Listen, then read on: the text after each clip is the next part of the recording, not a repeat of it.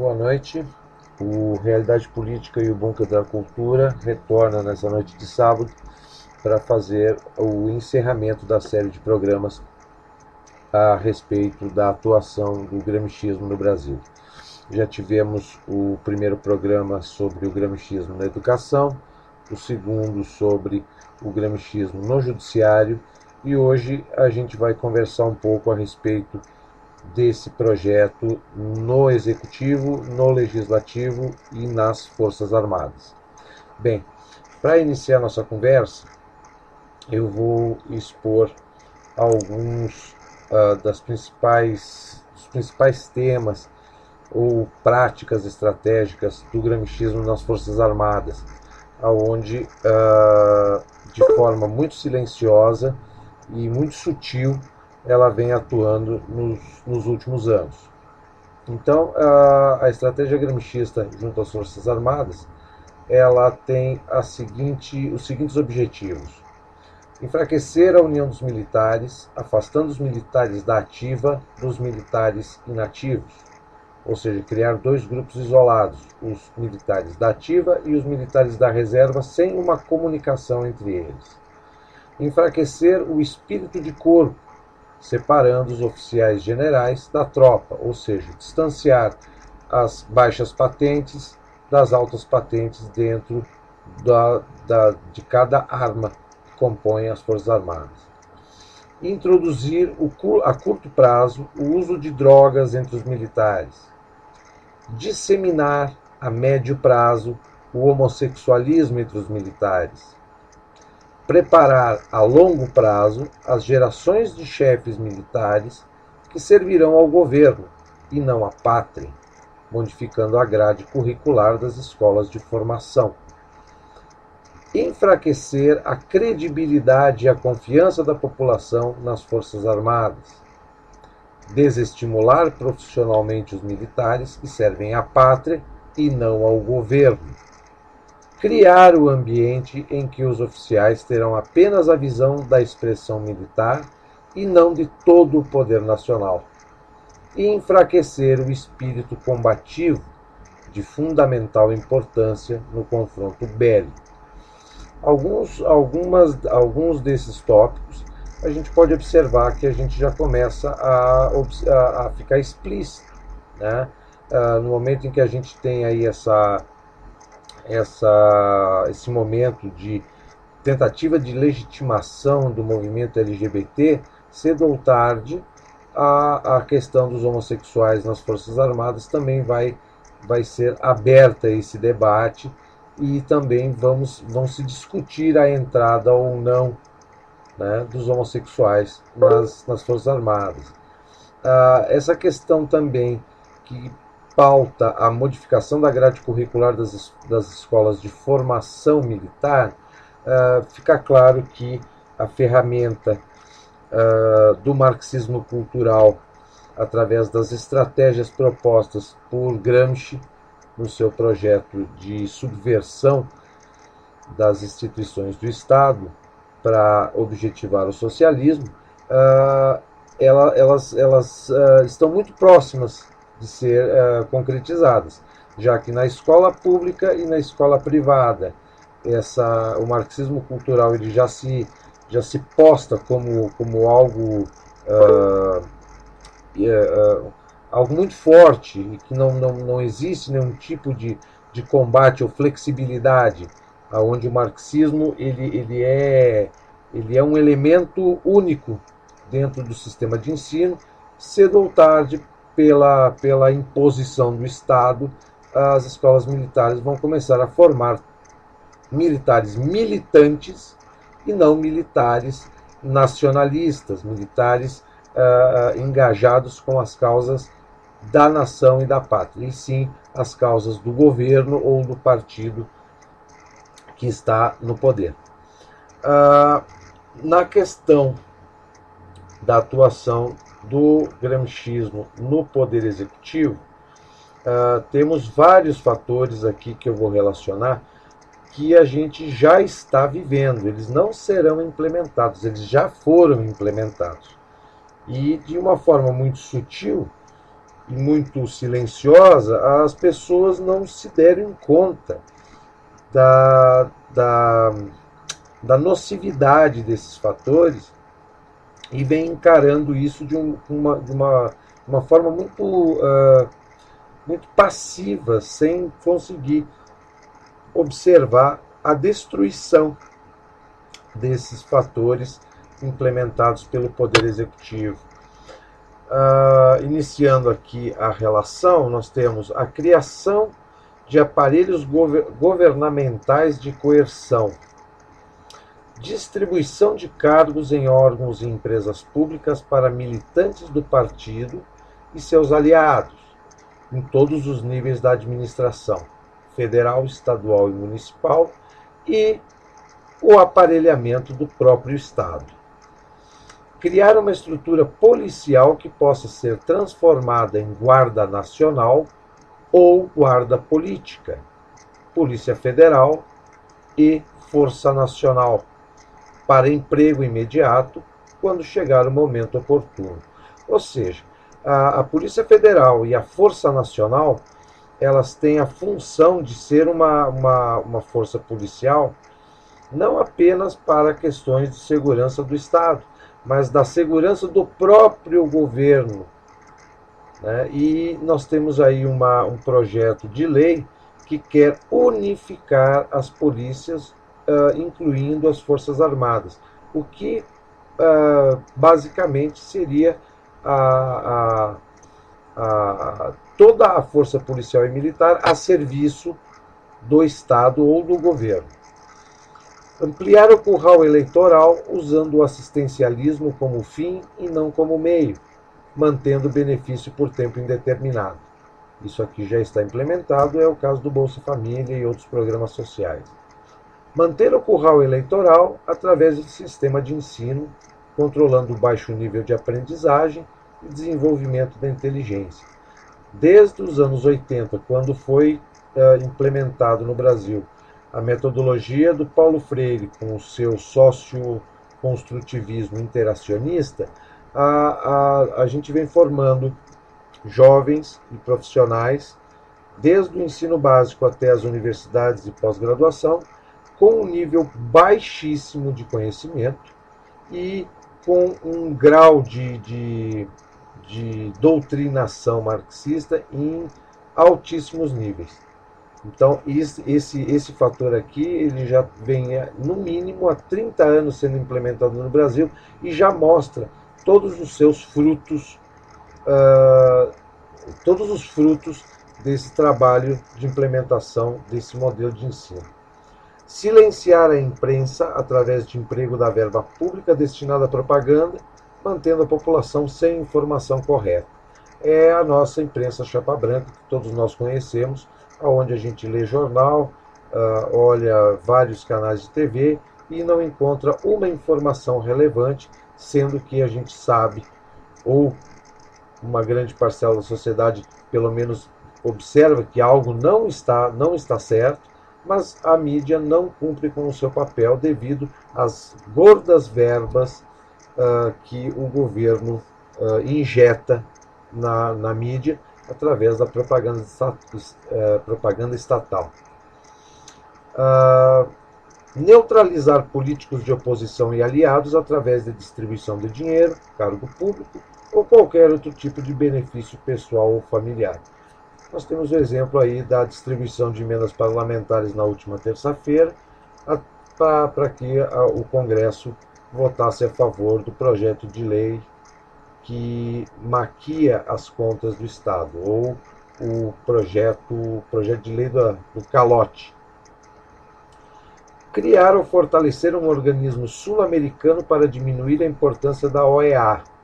Ou seja, nós já temos aí a Unasul, extremamente fortalecida e que serve como um cenário para esconder a real ação de um bloco sul-americano chamado Foro de São Paulo, que vem ditando as regras do jogo, não só no Brasil, como em toda a América Latina e Caribe. Facilitar a penetração cultural e a projeção dos intelectuais orgânicos. Essa questão da cultura, a gente observa aí como de uma hora para outra, do nada, surge um funkeiro, surge uma moda musical, teatral, qualquer evento artístico que venha a corroborar com o projeto gramsciista, que é substituição do modelo artístico, dos hábitos, costumes, tradições, e implementar uma verdadeira, uma nova cultura dentro da sociedade, sendo que essa cultura que é disseminada, ela só causa a desagregação social, né, e a imbecilização em massa. Denegrir heróis nacionais, isso a gente já observa já há várias décadas, onde os verdadeiros heróis nacionais são esquecidos, e nos últimos 12 anos observamos aí que os heróis, o Tiradentes e outros heróis nacionais, por exemplo, são substituídos pela apologia a Dona Dilma, ex-guerrilheira, o seu José Genuíno, ex-guerrilheiro, todos eles guerrilheiros comunistas, mas que hoje substituem os heróis nacionais porque eles se autodeclaram os heróis que lutaram pela democracia.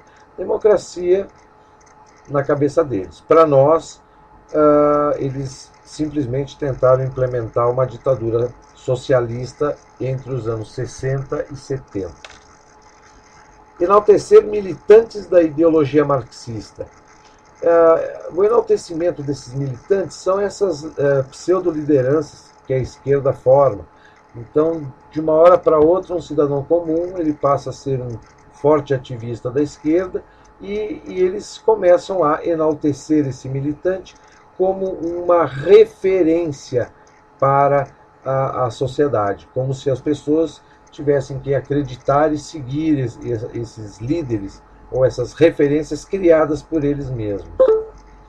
Desmerecer fatos e vultos marcantes na história nacional, impedir a tomada da consciência nacional, entorpecer a vontade nacional.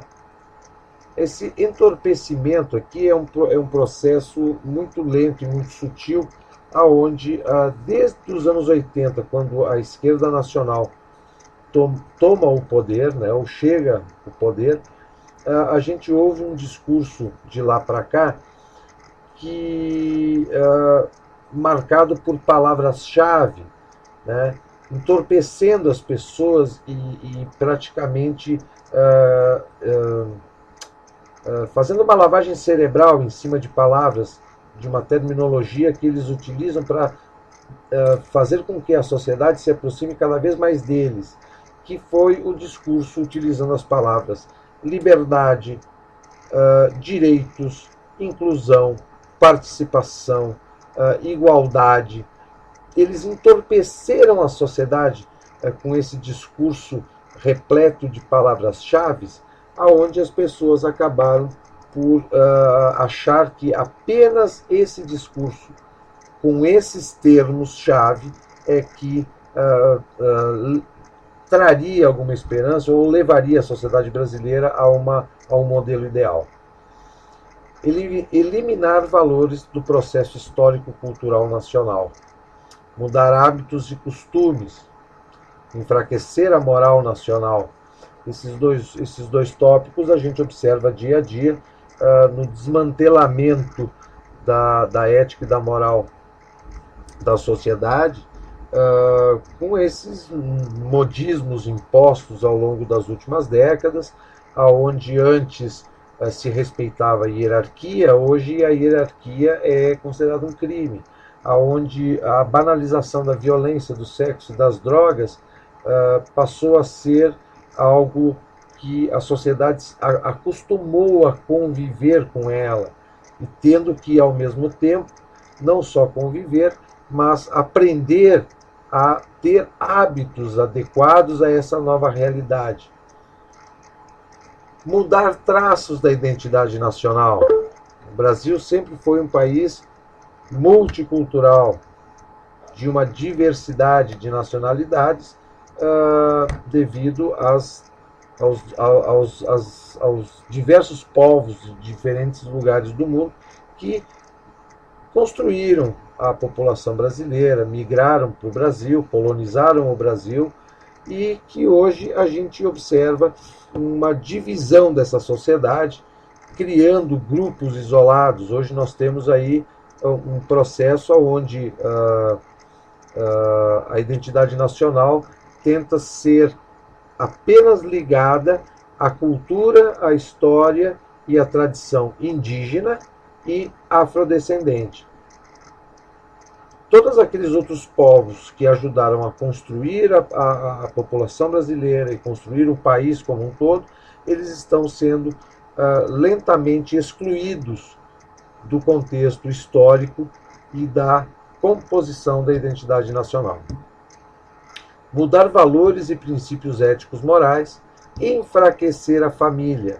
A família como célula máter da sociedade, onde a partir da educação familiar é o primeiro passo da educação do cidadão, passou a ser tutelada e enfraquecida pelo Estado, transferindo os primeiros passos da educação para as escolas, onde as escolas não têm a capacidade e não têm condições de formar a criança ou o jovem na sua base para, quando ela chegar na fase adulta, ser um cidadão com coerência ou com iniciativa própria pautada num modelo ético e moral. Aí a gente pode observar por que nas últimas décadas os cidadãos brasileiros precisam e cobram até cada vez mais a atuação do judiciário. Eles precisam de leis cada vez mais específicas para os casos mais banais, mais simples aos mais complicados. Enfraquecer a coesão nacional, ou seja, criar uma sociedade dividida, frágil e num permanente conflito entre grupos ou entre os próprios cidadãos, né? E aonde aí, para poder equalizar as diferenças, a sociedade acaba exigindo demais do Poder Judiciário. Lançar a discórdia no seio da população é a eterna luta de classes que o Karl Marx pregou na sua teoria e que veio se adaptando ao longo do tempo. Desviar o foco dos debates em torno de questões relevantes em áreas estratégicas, como a saúde, a educação, a segurança, a defesa, isentando o governo de responsabilidade pelas deficiências e vulnerabilidades. Ou seja, o Estado ele toma para si toda a responsabilidade e a promoção dessas áreas estratégicas, mas no momento em que ele não dá conta de promover e de gerenciar, de gerir essas áreas, ele se isenta dessa responsabilidade, utilizando, criando ou desviando, né, o fracasso para alguma causa ou para algum ente, seja um ente interno ou externo. Nos últimos tempos, o culpado pela ineficiência e pelo desastre do Estado é a crise internacional. Quando não houver mais crise internacional, eles certamente irão criar um novo espantalho para jogar a culpa deles. Estabelecer um poder paralelo ao do Estado, seriam os Conselhos de Política Externa e a Comissão de Direitos Humanos, ou então as tais comissões, as comissões populares, né, que a dona Dilma inventou através do decreto 8243, que foi, a princípio, derrubado na Câmara dos Deputados, mas enquanto não for votado no Senado, esse decreto continua valendo, e mesmo o Senado derrubando, ele pode voltar com uma outra roupagem, um outro nome, um outro número, mas com a mesma função de criar esses conselhos e comissões para não precisar do legislativo e do judiciário também, porque o judiciário já está aparelhado pelo governo, então seria praticamente a configuração de uma ditadura de esquerda com apoio popular. Alimentar as ONGs com dinheiro público e estimular outras para atuarem na sociedade civil, apoiando direta ou indiretamente a luta pela sua hegemonia. Alimentar ONGs com dinheiro público não é o problema. O problema é alimentar as ONGs ligadas ao governo, os sindicatos, as associações, os movimentos sociais, o MST, o Sem Teto e assim por diante. Ou seja, criar toda uma organização dentro da sociedade ligada e tutelada e alimentada pelo governo através das verbas públicas. Então, esses principalmente são os tópicos do processo gramscista dentro do executivo. E antes de passar a palavra para a Regilene, eu vou relacionar aqui os tópicos da atuação gramscista no legislativo, que são as seguintes: eleger militantes do partido do governo. Hoje já são 2/3 do Congresso. Unir temporariamente os partidos da mesma ideologia. A coalizão de partidos que dá sustentação no Congresso para o governo são todos eles da mesma ideologia. Fazer alianças com partidos de ideologia oposta. Essas alianças elas se pautam em casos específicos de algum projeto em que haja alguma divergência. Então, eles sentam na mesa de negociação para discutir e entrar num acordo com os partidos de oposição. Desmoralizar o legislativo, mantendo privilégios, barganhas e a falta de espírito público. Ou seja, os deputados, os congressistas hoje, eles não cumprem mais com o seu papel de legisladores ou fiscalizadores do executivo. Eles estão mais preocupados em criar leis para favorecer a sociedade, sabendo que a máquina pública não consegue promover e gerir o mínimo que ela se propõe, ou ficar naquela eterna luta de barganhas entre o executivo para a liberação de emendas parlamentares, para alimentar as suas bases eleitorais, e nós criarmos aí uma casta de políticos carreiristas que entram para a política, né, alçando sempre chegar ao Congresso Nacional, começam lá nas bases, nos seus municípios, passam pelas assembleias legislativas nos seus respectivos estados e, como prêmio maior, chegar a Brasília e se manter aqui, né, numa eterna carreira política, sempre visando a próxima eleição. Criar leis para dar respaldo às mudanças de usos e costumes e valores da nacionalidade brasileira. Obter o controle do legislativo para conquistar o domínio da sociedade política através do partido. Enfraquecer o legislativo como fiscal do executivo e submeter o Estado ao controle do partido classe, que é o que nós temos hoje. O Congresso Nacional, ele praticamente é dominado pelos dois partidos do governo, que é o PMDB e o PT, tendo alguns partidos menores de mesma ideologia, fazendo a base da pirâmide, né? E o que a gente acaba observando, eles tendo maioria no Congresso, é que se configura a cada dia mais uma ditadura socialista baseada em dois partidos de esquerda.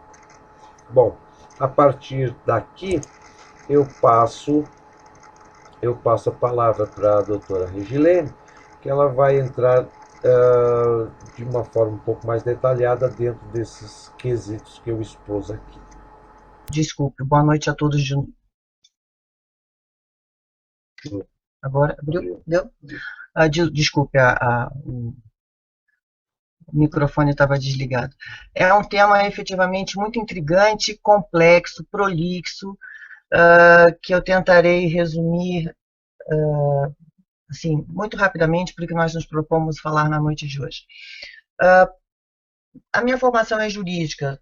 Quem me conhece sabe que eu tenho uma prática profissional pautada na finalidade que eu aprendi e que eu acredito seja a finalidade da ordem jurídica posta, o desenvolvimento da nação, a sua ordenação e a sua preservação como unidade, e não comunidade, para que se faça frente a potenciais invasões ou tentativas de dizimações da nossa identidade nacional. A base de todo direito são as regras comuns, as regras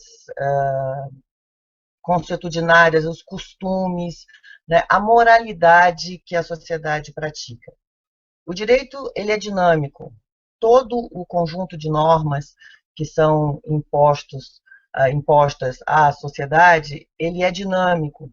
Dinâmico por quê? Porque ele é erigido em determinado momento histórico para determinado território em razão daquele grupo que convive naquele espaço.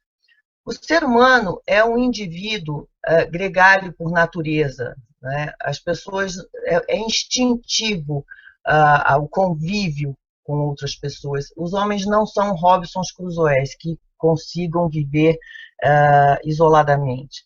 Só para exemplificar o que eu estou dizendo, ficar bem claro, se vocês lembram daquele filme, eu acho que é A Ilha, se não me engano, com o Tom Hanks, onde ele onde ele naufraga e fica sozinho numa ilha, antes de enlouquecer, ele pega uma bola e dá vida àquela bola, o Sr. Wilson, né?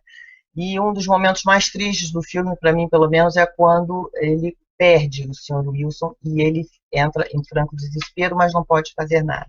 Então, essa natureza gregária do indivíduo exige que um respeite o direito do outro. Não é?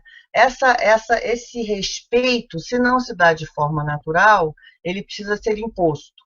Imposto por quem? A evolução histórica, né, da nossa área jurídica, ela demonstra que a autocomposição, a autodefesa não se demonstrou como um mecanismo viável, né, e correto para que as pessoas se sentissem efetivamente protegidas umas das outras. Por incrível que pareça, o homem precisa se proteger um do outro. Porque ou vencia a força bélica, ou vencia a força bruta. Os senhores devem lembrar das aulas de história dos bárbaros, né? Ou vencia a força financeira, enfim. Dando um salto muito grande, então se decidiu o seguinte: olha, um terceiro desinteressado vai decidir quem tem razão. E, ora, dentro do aspecto filosófico, uma certa feita, alguns bons anos atrás, eu ouvi o ministro Ives Gandra Martins Filho em um evento no qual eu tive a honra de participar com ele do mesmo painel. Ele, no início dos comentários dele, ele disse que justiça não se faz dentro dos umbrais dos tribunais, o que me deixou absurdamente enlouquecida com essa colocação, porque era tudo o que eu acreditava, né? Se alguém violasse uma norma jurídica, ele deveria, o violador da norma deveria ser levado ao judiciário, e o judiciário diria com justiça o que é, quem devesse respeitar o que. Enfim, ao longo de passaram-se muitos anos, e aí, quando eu realizei o meu curso de especialização e me debrucei um pouco mais detidamente sobre o aspecto filosófico, eu consegui ver, e toda vez que eu posso, eu repito e peço desculpa e perdão ao ministro Ives, que de alguma forma isso vai chegar no ouvido dele, se é que ele já não sabe, eu mesma já comentei isso com ele. Nós temos na sociedade dentro da sociedade, dois conceitos de justiça. Nós temos a justiça ligada ao que é justo filosoficamente, e nós temos a justiça e o justo jurídico. A justiça filosófica é a que todos nós almejamos. Dar ao outro o que é do outro. Então, se fazer justiça. Eu entendo que é justo ceder, abrir mão do que eu achava que era correto, porque eu vejo que o que é correto é o que o outro está me dizendo. Então, quando as partes se compõem consensualmente e conscientemente, a justiça filosófica é feita. Agora, quando elas não se compõem entre si, sem a intervenção de um terceiro, o judiciário ele não pode adotar uma posição parcial e dizer para o autor ou para o réu que ele está certo ou que ele está errado com base numa posição ideológica. O judiciário, uma das finalidades, uma das razões de ser, um dos princípios mais importantes da atividade jurisdicional é exatamente a imparcialidade no exame daquele fato que lhe é apresentado, imparcialidade essa que é demonstrada como, a partir da ação da justiça jurídica, dar a todos a mesma oportunidade, aplicar a norma da mesma forma, desde que as condicionantes fáticas sejam as mesmas, o judiciário ele há de não dar distinção entre autor e o réu para beneficiar esse ou aquele, porque isso nós voltaríamos à época da autodefesa, à época da autocomposição, num retrocesso histórico infinitamente prejudicial ao convívio social. Bom, então, a primeira coisa que há que se entender é que o judiciário pratica a justiça jurídica. Muito dificilmente ele pratica a justiça filosófica, porque as pessoas elas se sentem inconformadas com a decisão. Agora, isso é da natureza da evolução processual. No momento histórico que nós estamos vivenciando hoje, com o marxismo cultural abraçado pelo gramscismo que nós já estamos vivenciando, o que é que o Estado faz? O Estado, como o Marlon acabou de destacar, o Estado cria uma série de atitudes que enfraquecem a unidade e enfraquecem a possibilidade das pessoas procurarem se resolver consensualmente. O Estado ele tem aplicado a teoria dos conflitos. As pessoas hoje não conseguem mais se resolver entre si, mínimas coisas que sejam. E aí o que nós temos? Um avolumamento de processos, um horror de ações sendo ajuizadas todos os dias. O juizado de pequenas causas foi criado para resolver rapidamente questões mais simples, o que tem sido inviável, porque o juizado de pequenas causas também está atopetado de processos. O juiz ordinário, vamos dizer assim, também não dá conta, né? A Justiça Federal, então, que é a que cuida das ações que envolvem as pessoas jurídicas de direito público, essa, então, da primeira região, que abarca uma parte expressiva do país, o TRF não anda. Não anda.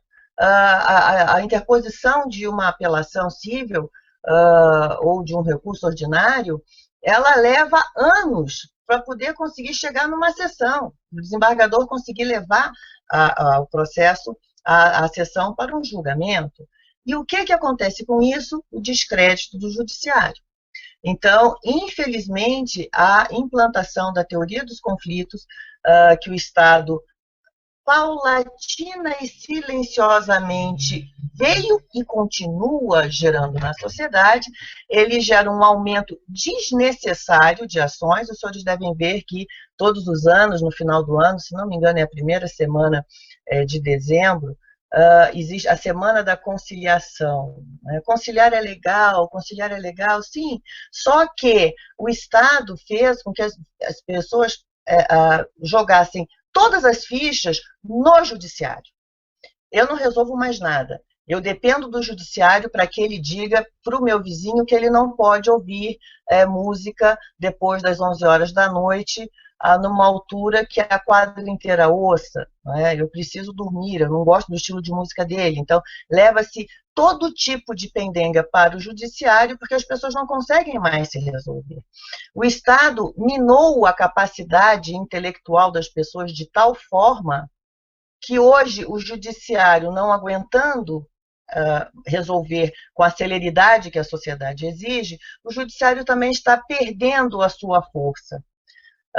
O próprio Estado, as próprias pessoas jurídicas de direito público que estão em juízo, elas se dão o direito, têm se dado o direito, entre aspas, de desrespeitar as decisões judiciais. Ora, quando o próprio Estado resolve descumprir e desrespeitar um outro limite da soberania nacional, que é o judiciário, nós vamos esperar que as pessoas jurídicas de direito privado ou que as pessoas físicas resolvam as suas lides, as suas contendas espontaneamente fora do tribunal, ou se chegado ao tribunal, o tribunal deu uma sentença, elas cumprem?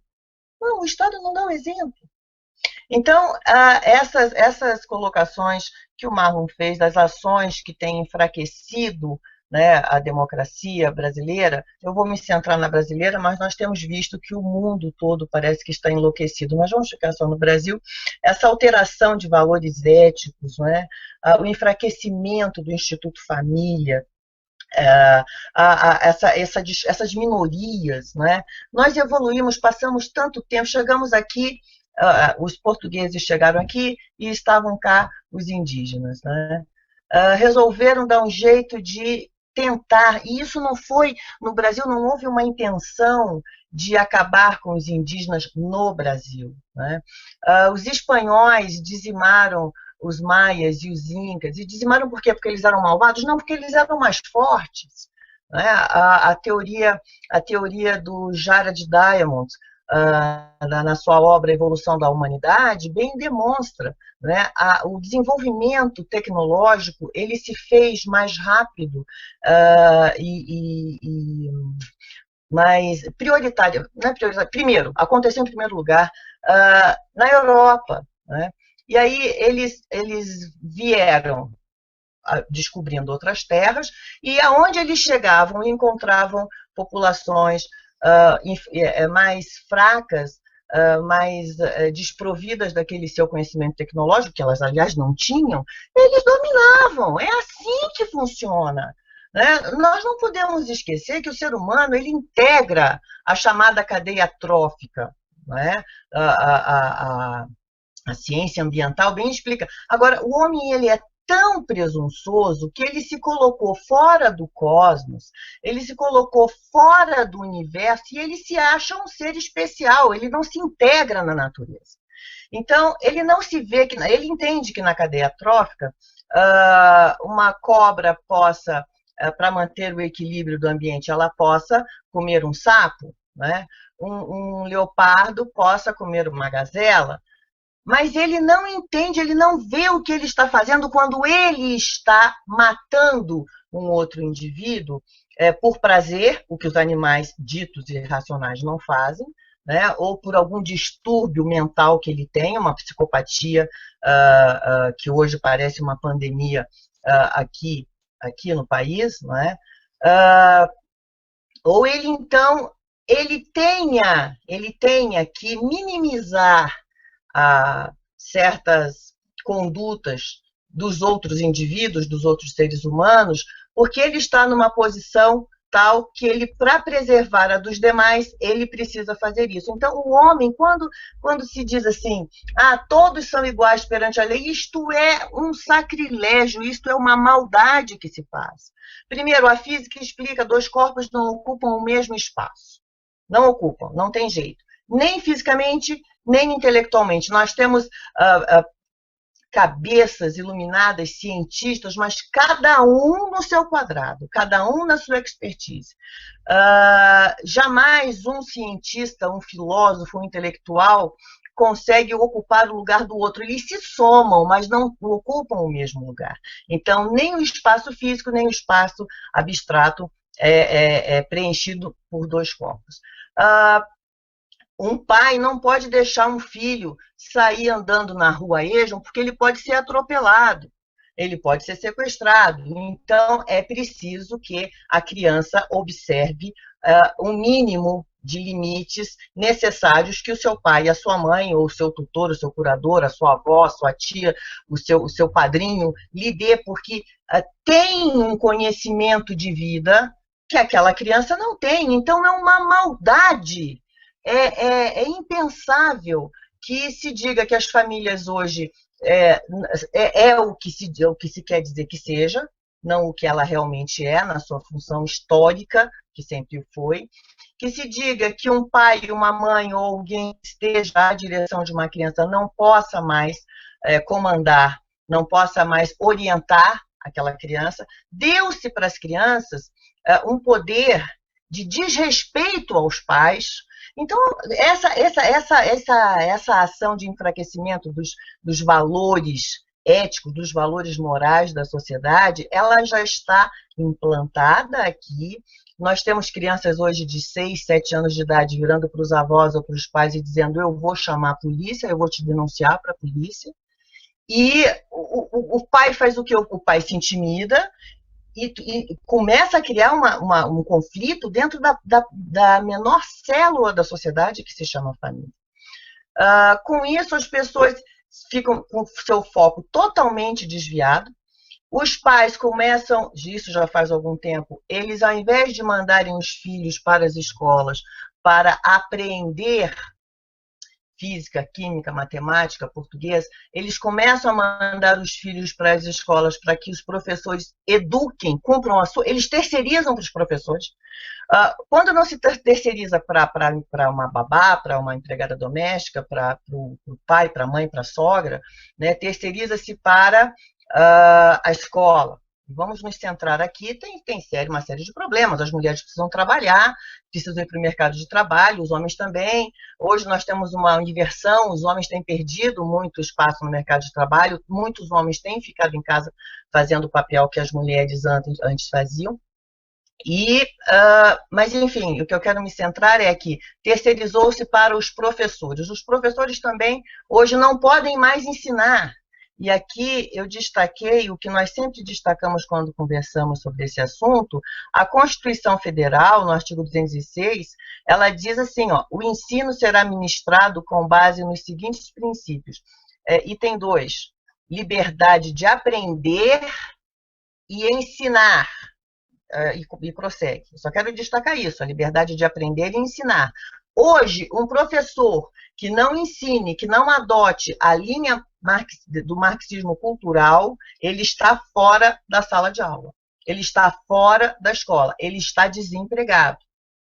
Um aluno que tenha uma família sólida, bem formada, e que os pais conversem com os filhos e os filhos apreendam dentro do seio da família a realidade que eles vão enfrentar lá na frente. Se esse estudante chegar na sala de aula e se indispuser e discutir com o professor só falta tirá-lo da sala de aula.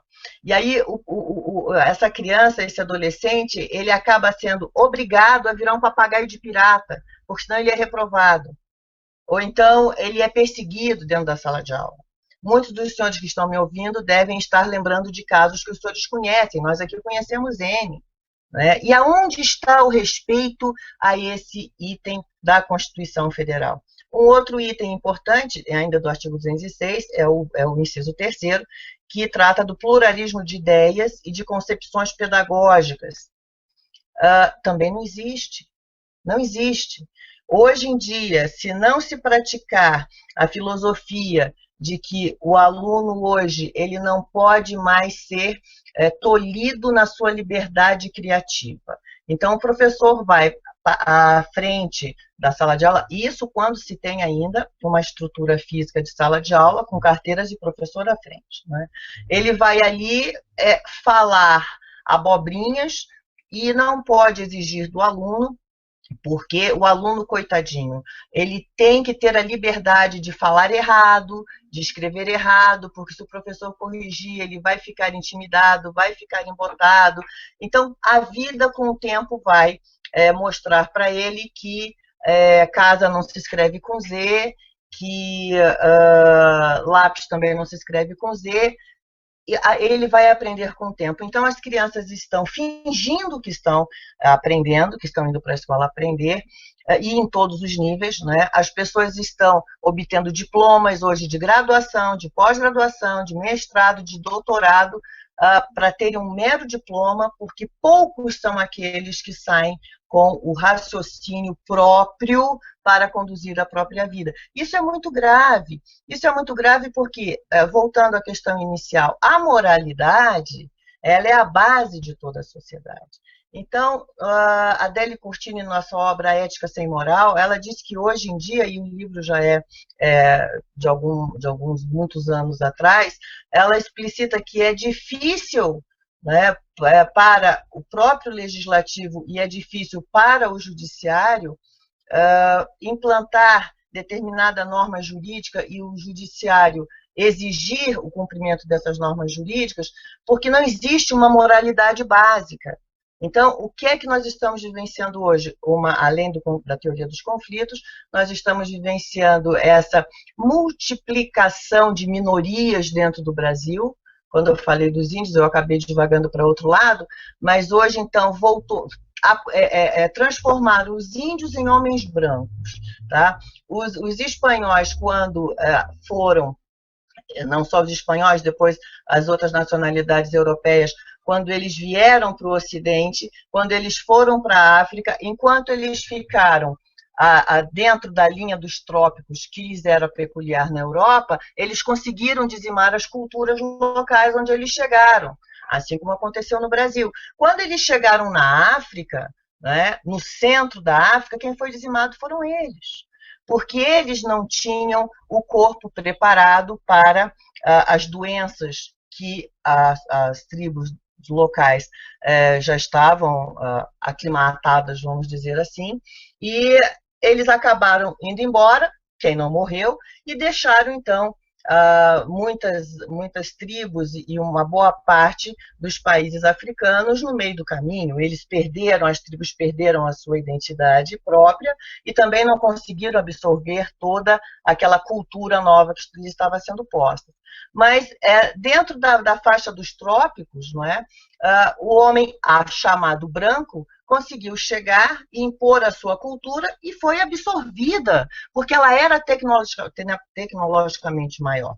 Se os senhores lerem o livro Desenvolvimento Sem Trabalho, do Domênico De Masi, ele mostra, é uma monografia muito fininha, muito agradável de se ler, ele mostra que a evolução da tecnologia foi tirando o homem, o desgaste braçal do homem e passando para coisas, né? O homem não carregava mais pedra, ele criou-se a roda, criou-se a carroça, ele poderia colocar naquela caçamba, com o tempo colocou-se um cavalo, um burro para puxar, ele só tinha que tocar o animal, vem então a Revolução Industrial e as coisas continuam sendo assim. Hoje, quem é que imaginaria, né, há 100 anos atrás, vamos colocar assim, que nós poderíamos fazer isso que nós estamos fazendo agora, né? Nós aqui em Brasília falando com uma quantidade de amigos que estão nas mais variadas partes do país, não é?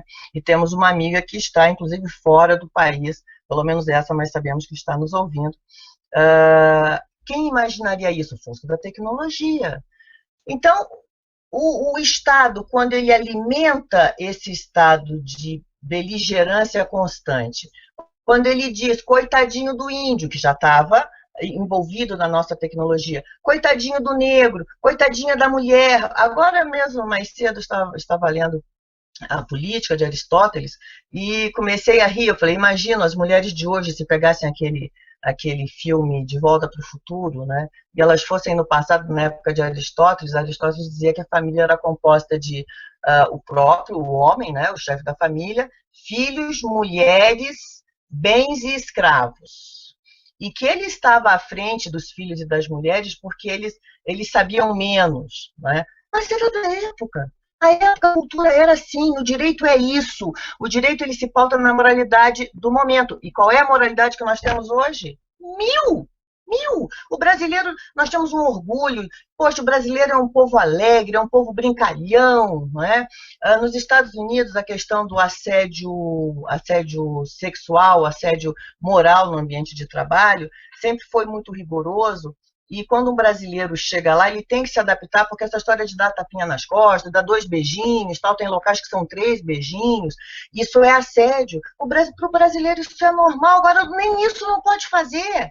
Nós estamos completamente atados por força do que eu era para falar e acabei me distendendo muito, Marlon, me perdoe, por força desse constitucionalismo álibi que as pessoas não têm conhecimento do que se trate.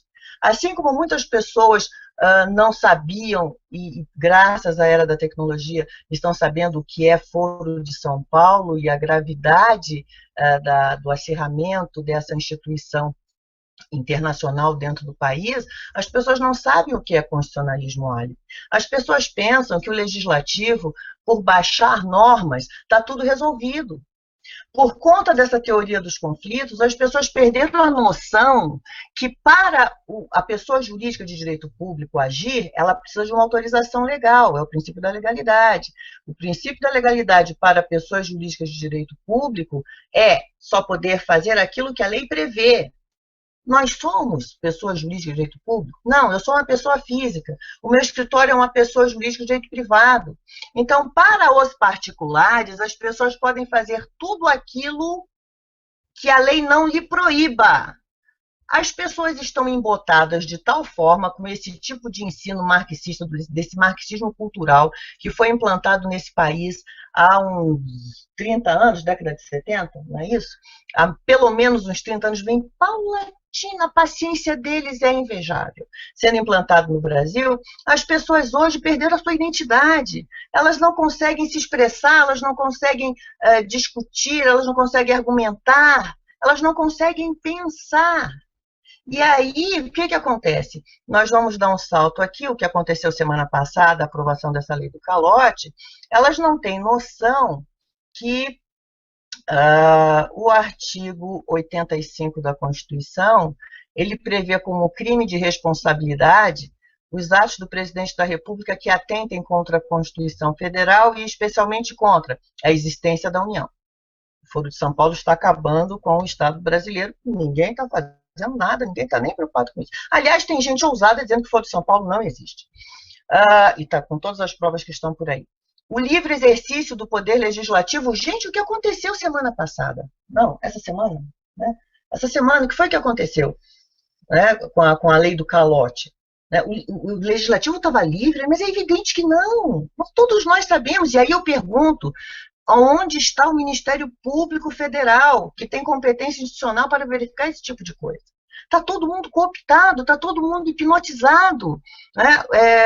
A segurança interna do país, nós estamos importando outros nacionais com a desculpa de que é para trabalhar em tal ou qual área, né? Mas nós sabemos que não é. Quem está nessas áreas está vendo que não, essas pessoas não têm esse preparo profissional exigido e que estão dizendo que é para isso. Não é. É para colocar militantes aqui dentro e as pessoas não estão se dando conta disso. Né?